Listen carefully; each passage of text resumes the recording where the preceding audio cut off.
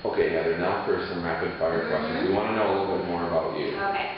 When it comes to shopping, are you more a brick and mortar person or online shopping? For the holidays, online, definitely. Day in, day out, brick and mortar. I like to feel the clothes. I like to touch the clothes, but I will not get near a mall after Thanksgiving. Okay. Understanding. So, when it comes to, say you have a free half day, afternoon, morning off, where would you love to spend the most of your time when that happens? I would love to spend it. I would first get up and go for a run somewhere near the water, somewhere that's peaceful, and then I would find a book. If it was just me by myself, I would find a book in a comfy chair and just sit and read my book and probably fall asleep and take a little nap. Sounds like a very relaxing I don't day. remember the last time I did that, but yeah, that's what I would do. For restaurants, metro area is known for a lot of restaurants. Tilia. Oh my gosh. Oh, that's very This cool. would be rapid fire, Joel, because I mean I could list off about 50 right now. Tilia, Kenwood is our new favorite spot, which we love. Pizzeria Lola is fantastic. For many years I've lived in Southwest Minneapolis almost the whole time that I have been here, so a lot of those restaurants. But I also love downtown, Masa, even just across the street. I mean, I haven't done Butcher and the Board yet. That's next on our list. And I've heard they're coming out with their own sausages that you'll be able to buy commercially, so that'll be cool. How about when it comes to just being active? You're a runner. Do you do marathons? Do you do the 10K? You know, how involved do you get in being active? I've done a bunch of marathons, and I just did New York City just 2 years ago. Oh, wow. Twin Cities in 2010 and in 2008. So I love marathons.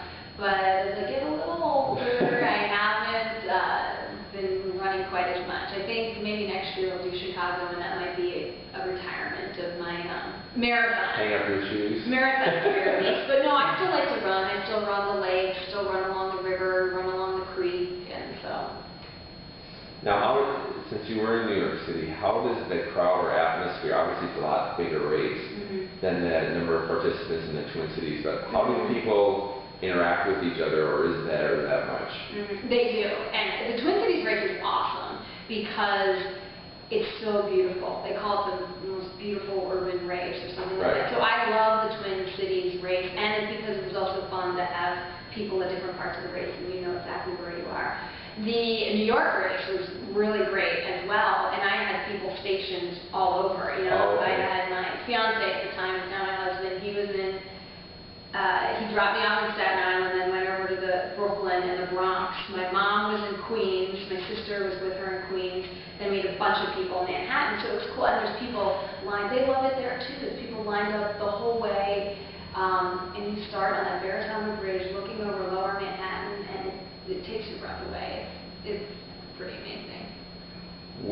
What's the location that people would least likely find you in? They would least likely find me in any bar or club after about 10 p.m. on a Saturday night or Friday night.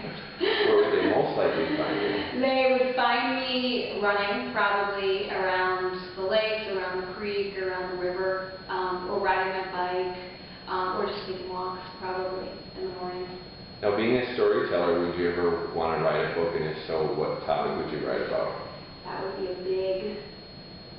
a big undertaking. You know, I don't even know what I would write a book about. I'm not sure I have anything that would be interesting enough to write a book about. You know, I never thought about that. Because you've done a lot of, about education, you've done some business. So, it could even be short stories. And I think if I was to do something, I would take some sort of historical event. I love history. I mean, I love any of those David McCullough books, the 1776, John Adams, any of those books I love. So I might take some sort of public policy history type thing and write about that. Okay. And I do education. You're right, probably would be one thing because I'm fascinated by education and all of the changes that are going on in public education right now. Okay, cool. Thank you.